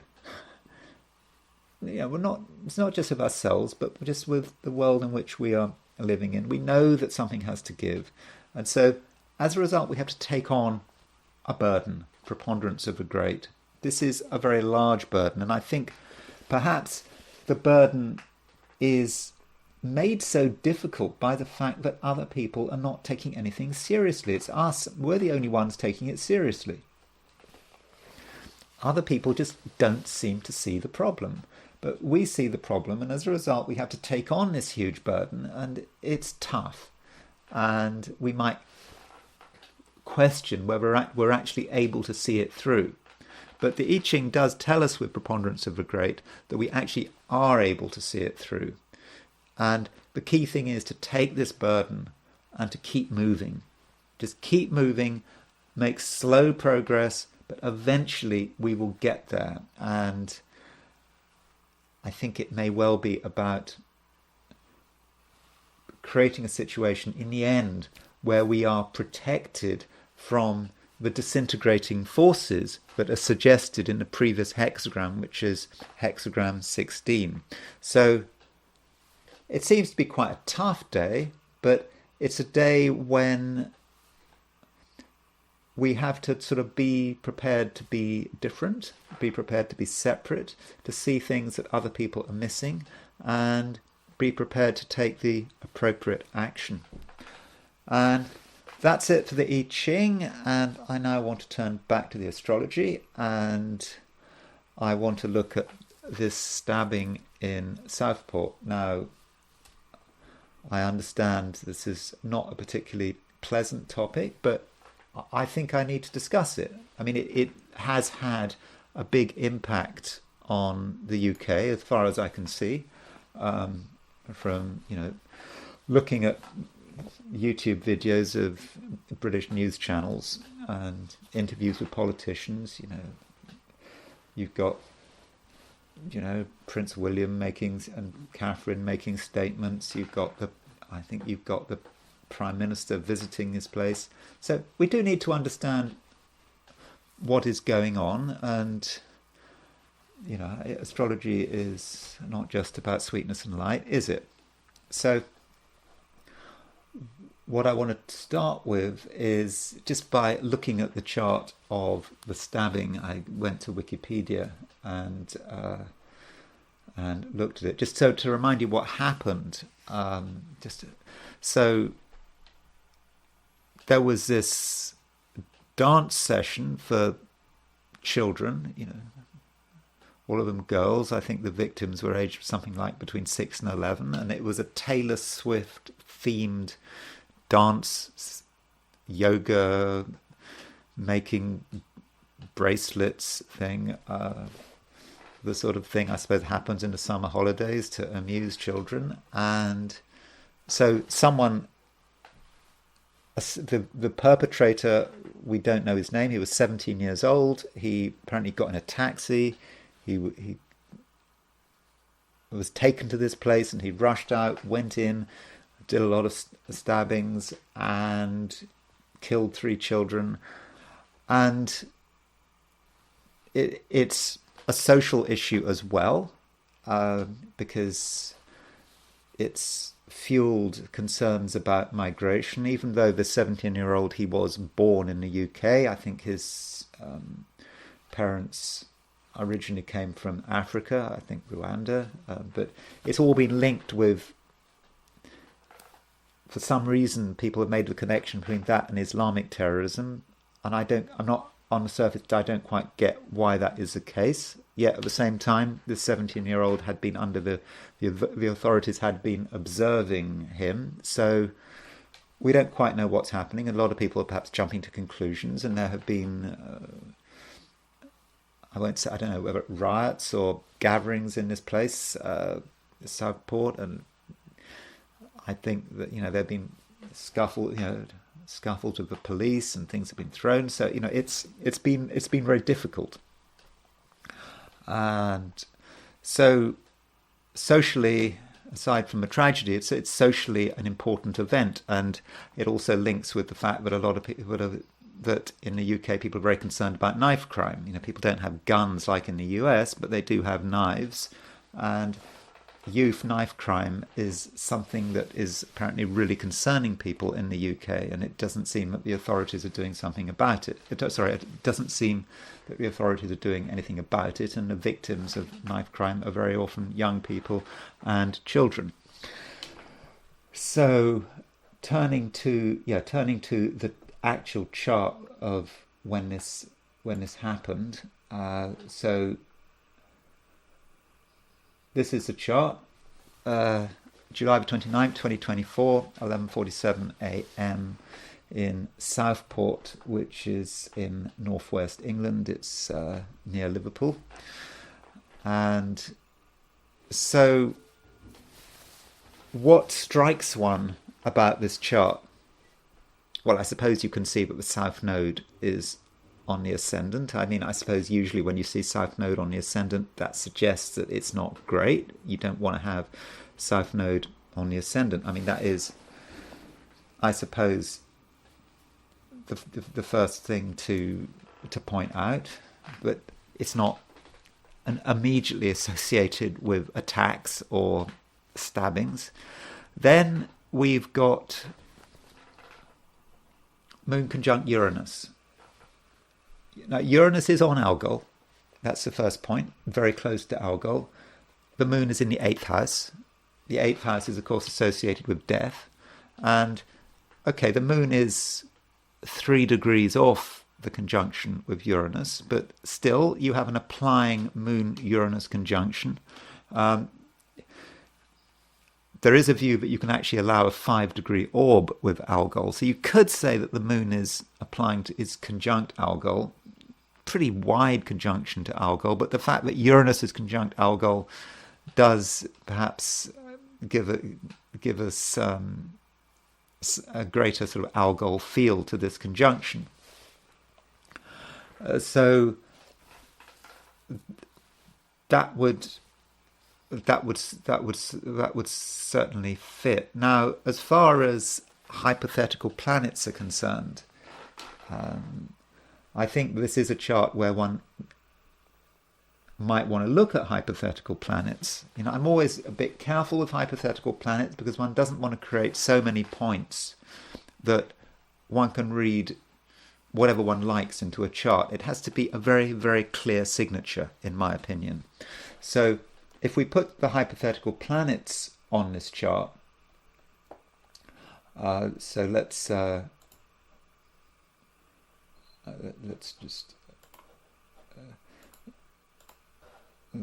put the hypotheticals on. So the midheaven is at 15 degrees 2 Cancer. And Hades, the planet Hades, is the hypothetical planet connected with death, is pretty close to the midheaven. And so is Kronos. And there is this Hades-Kronos conjunction, which has been around for years and years and years, but it is on the midheaven. Kronos represents the authorities.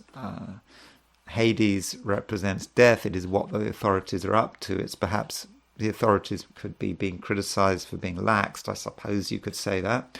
But the midheaven is exactly on Kronos, but Hades is quite prominent in this chart, and so that perhaps gives us some idea of maybe what is happening. But there are some midpoints which we need to take into account. You know, midpoint, when you've got a chart like this, I think midpoints really matter, and particularly midpoints involving the ascendant and the midheaven, because if we take out the ascendant and the midheaven, you know, this is the same. We've got the same planetary positions wherever we are on Earth.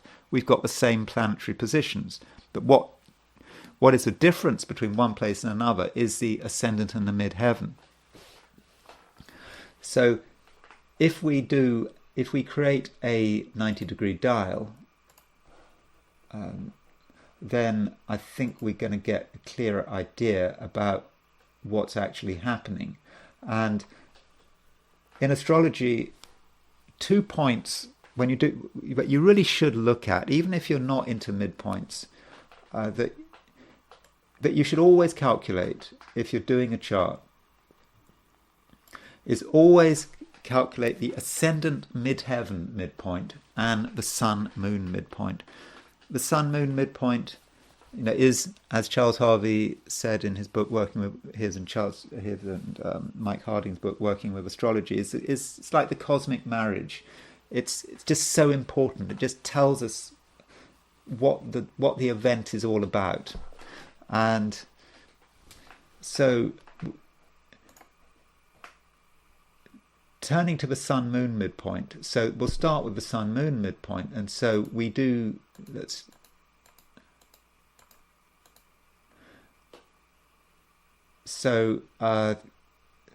Not the sun-moon midpoint. So let's start with the sun-moon midpoint.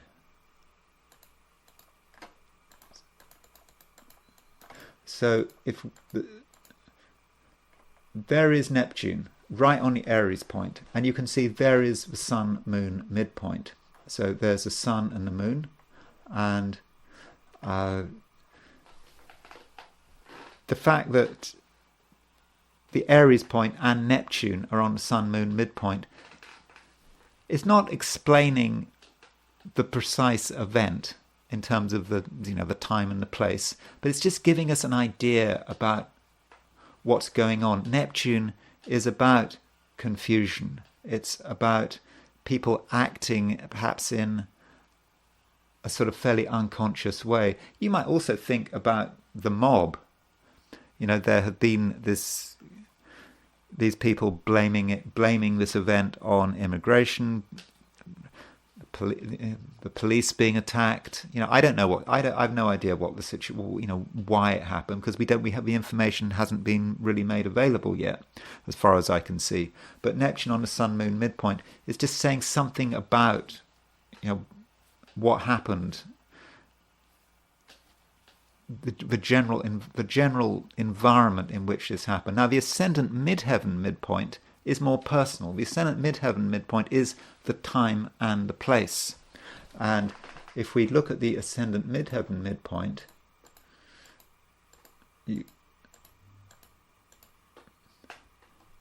we can see that there's Hades. So Hades is on the ascendant midheaven midpoint. It's, I think ascendant would be making a semi-square to the midheaven midpoint, but it's being picked up there. And so ascendant on the midheaven midpoint, ascendant on the, Hades on the ascendant midheaven midpoint, and Hades on the Mercury-Uranus midpoint. So Hades on the Mercury-Uranus midpoint, you could say, well, that might be news, Mercury-Uranus, but bad news of something, of a terrible event.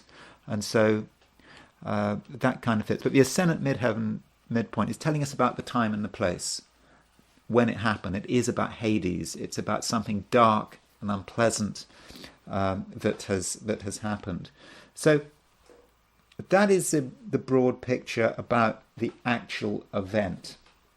And on the basis of that event, I don't think it's actually super dramatic, to be honest. I think it doesn't completely describe anything. There's nothing that really, really hits home. It's not like we've got, Uranus on an angle. But we wouldn't be using this kind of chart to make a prediction, would we? We would be looking at a previous event, and in fact, what we would be looking at is the previous full moon. And so, what I'm going to do is I'm going to look at the full moon before, but set for Southport. So there was a full moon just over a week before. And this is a full moon, as I said, set for Southport. So first thing we notice is that Neptune, it's quite close to the descendant, and this may say something about what is happening in the UK. I think I actually did look at this full moon chart before, and to look at how it impacted the UK. And so let me just look at this Neptune on a descendant. So if we turn to, if we set a chart for the UK, let's just.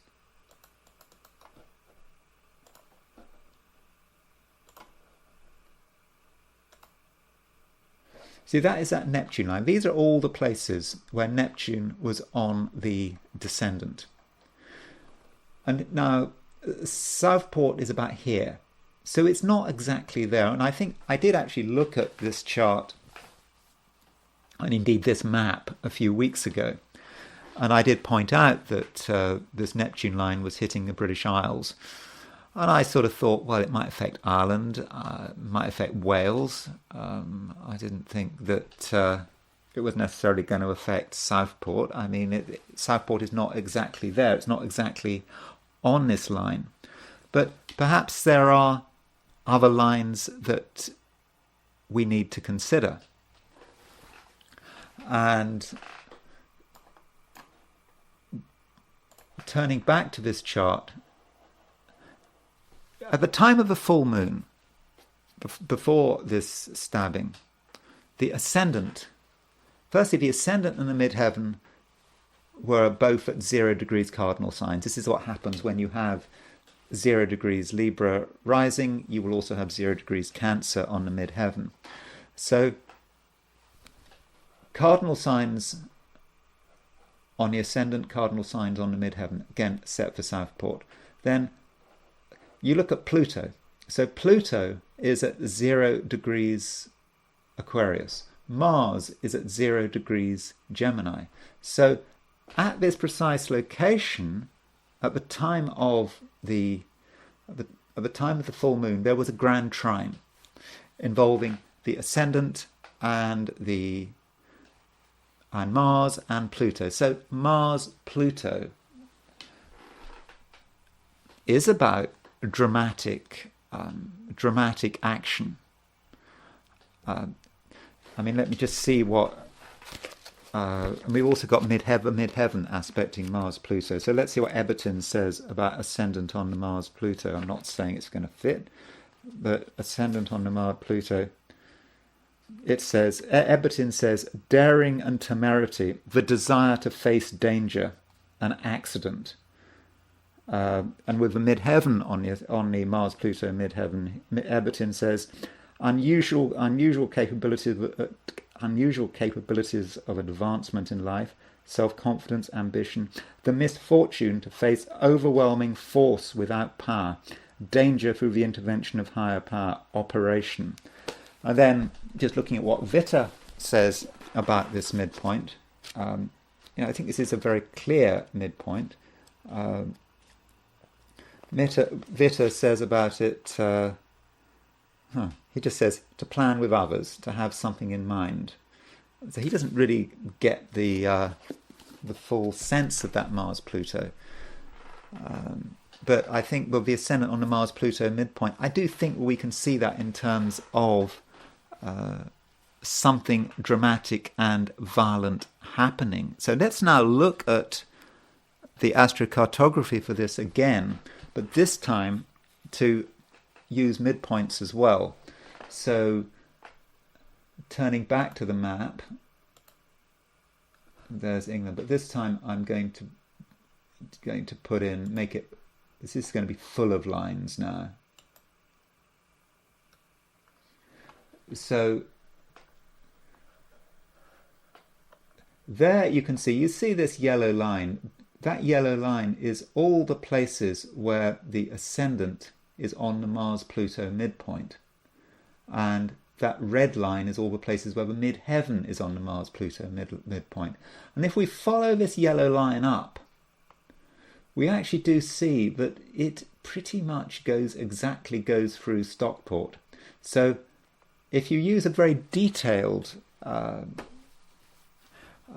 map, you may have been able to pick this up. I'm not saying you would have been able to do this before the event. Of course, I'm using 2020 hindsight. And notice also there's mention of Pluto being quincunx the midheaven. So there's that full moon, and Pluto is at 0 degrees Aquarius, and it's exactly quincunx the midheaven, and it's exactly trine the ascendant. Now, you might also say, given the prominence of Pluto, we might want to look at Pluto even more. And Pluto, from a whole sign perspective, is, of course, in the 5th house. And, of course, it affected children. Now, I wouldn't know, Pluto's, you're always going to get Pluto in some house. And I don't think one would normally mention the fact that Pluto is in the 5th house because it's just so generic. But given the fact that Pluto is exactly trine the ascendant, it might actually have a 5th house feel to it. So those are that's the full moon. I think the full moon is giving us the information we need. I think it is possible, if you've been really concerned with northwest England, and if you had spent all your time looking at bad things that might happen in northwest England, and you'd been an astrologer, you might have been able to give some kind of warning. I mean, certainly with hindsight, but as I said, it's always very difficult to work out, or impossible to work out these things ahead of time. But certainly in retrospect, I think the full moon really does indicate the issue, but we do have to look beyond the full moon itself. We take the full moon and we notice the fact that there's this Mars-Pluto trine to the ascendant, and we look at some of the midpoints that are involved. I mean, and one other thing about this full moon, now this is, I think, is a very important point about this full moon, is that at the time of this full moon,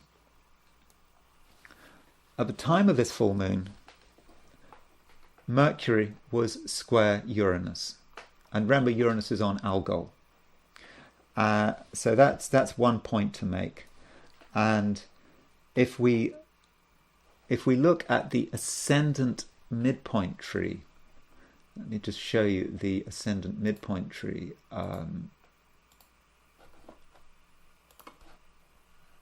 For this full moon, let me make this bigger.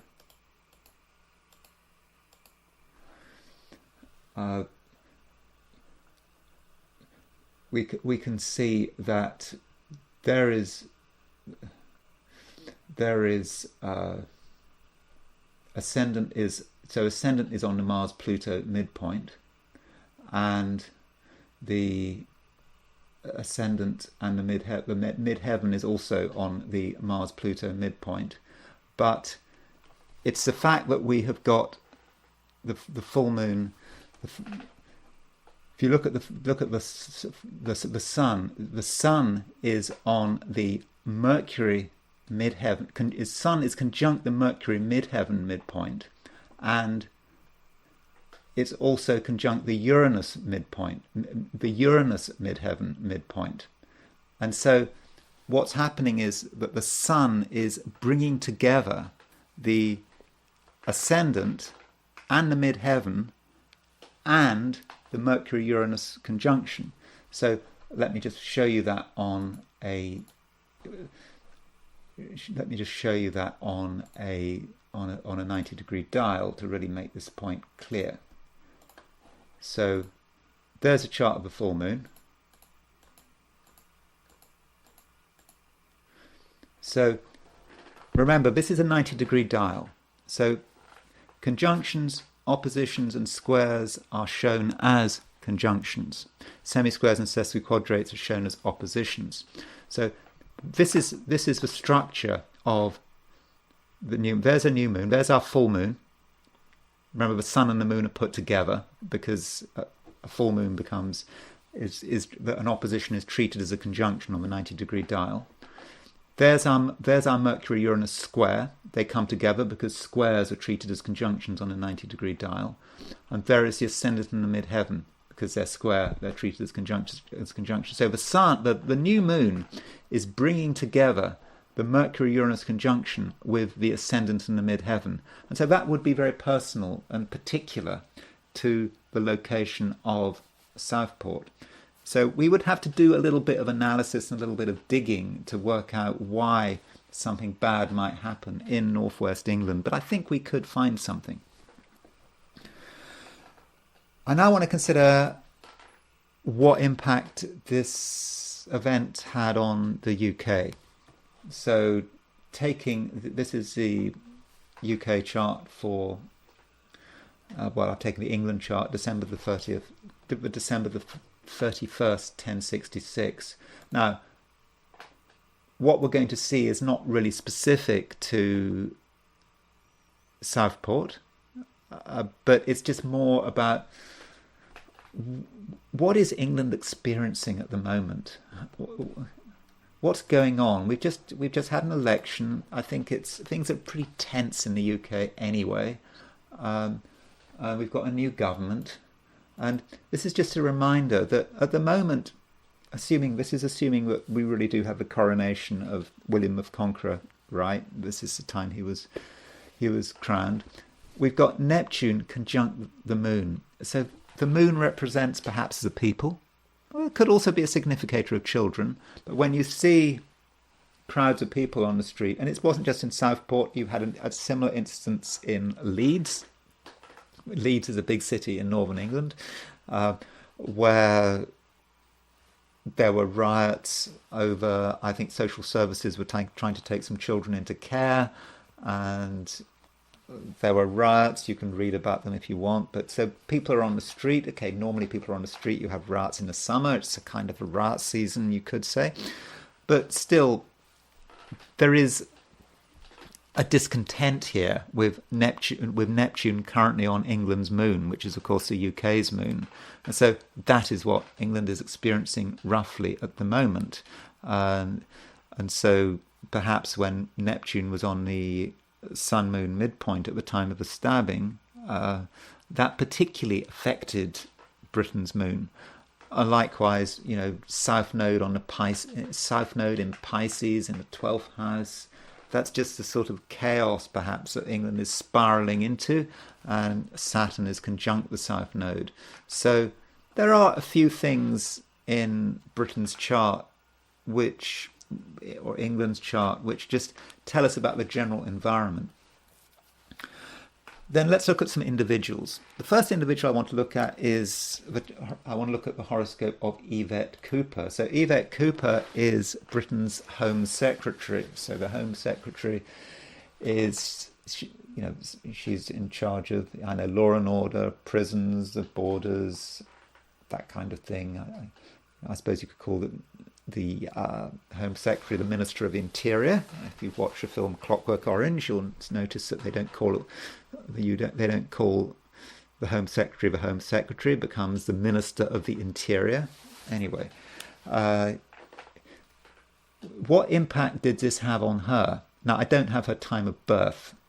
She was born on March the 20th, 1969. Her sun at that time was at noon was at 2940 Pisces, so it's very likely that she has her sun right at the end of Pisces. I suppose if she was born very late in the day, she could be an Aries, but she's got sun conjunct North Node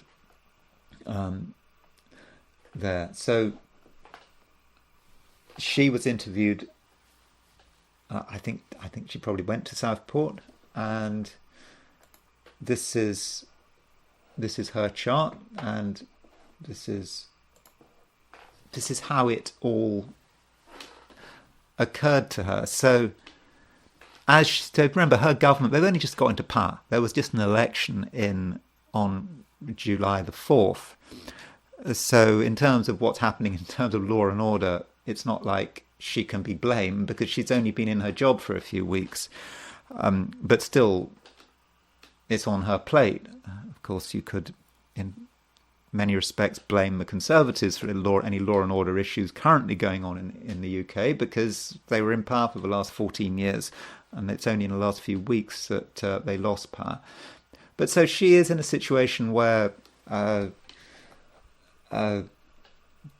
when Neptune is on her sun. So this is her experience as she comes into a new job as Home Secretary. What's happening privately? What's she feeling? It's just chaos.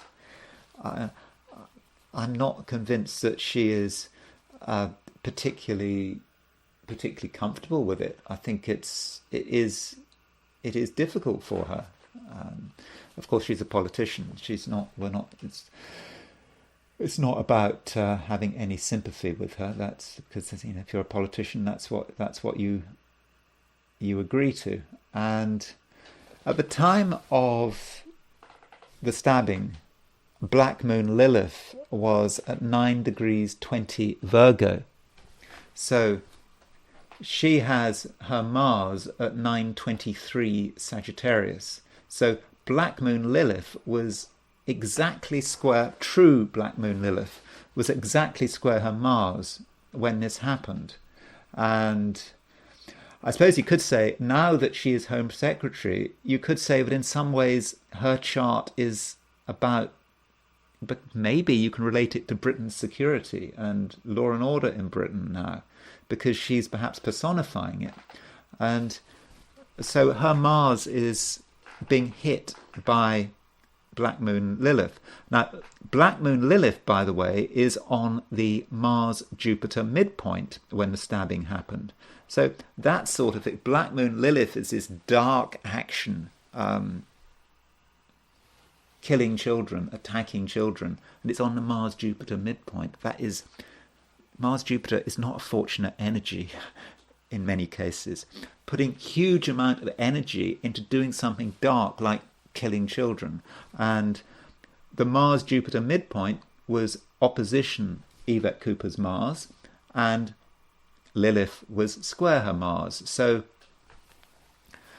I would guess behind the surface, what we see when she does her relatively calm interviews on TV and on video, she's probably pretty traumatized by it all. She's not. I don't think she's enjoying her new job as Home Secretary. Of course, who would? I mean, it's a very difficult job. Politically, by the way, being Home Secretary is one of the worst positions in terms of reputation. Home Secretaries in Britain always have a tough time because they're always blamed for something that everyone is concerned about law and order. So Home Secretary, it's a tough job. And so she's not enjoying it. I think we can certainly see that. And she's now experienced Black Moon Lilith square her Mars and that Mars-Jupiter midpoint on her Mars. And so she's really getting it. Then we think about Keir Starmer. So Keir Starmer is the British Prime Minister. He has only been Prime Minister for a few weeks. So again, like Yvette Cooper, one can't sort of blame him for what happened because he's just in a job. Now, Yvette Cooper, I did not have the time of birth. With Keir Starmer, I also don't have his time of birth, which is kind of annoying. So here is Keir Starmer's chart, and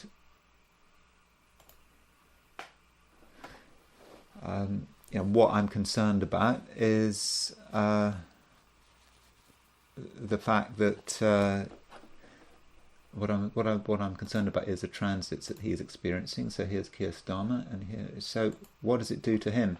So Keir Starmer, I believe he went to Southport, and he put some flowers down, a note and all that kind of stuff. But he was heckled. The people in Southport didn't necessarily give him a particularly sympathetic reception. I suppose that happens. That's the nature of being Prime Minister. And how did he experience it? So Keir Starmer has his sun at, again, I don't have his time of birth, but the noon position for his sun. He's got a Sun-Pluto conjunction at 9 degrees 50 something Virgo. And so, again, so he has got his Sun Mars, Sun Pluto conjunction in Virgo, and look at where Black Moon Lilith is. So Black Moon Lilith on that day Black Moon Lilith was square the Mars Jupiter midpoint, and Black Moon Lilith was hitting his Sun. So that, I think, would have hit him, I think, pretty hard. Black Moon Lilith hitting his Sun. Whatever you think of Keir Starmer, I'm sure he's a very compassionate person, and he's in tune with a lot of what's going on in the country. So it must, like with Yvette Cooper, it's probably highly traumatizing. I think he's really shaken up and upset by this, as you'd expect. But I think the fact that he's got Black Moon Lilith, and Britain's Prime Minister having Black Moon Lilith on his Sun at the time of the stabbing, and him having to go there and put these flowers down and getting heckled, you can get a sense of how he feels with Black Moon Lilith on his Sun and Black Moon Lilith square the Mars Jupiter midpoint.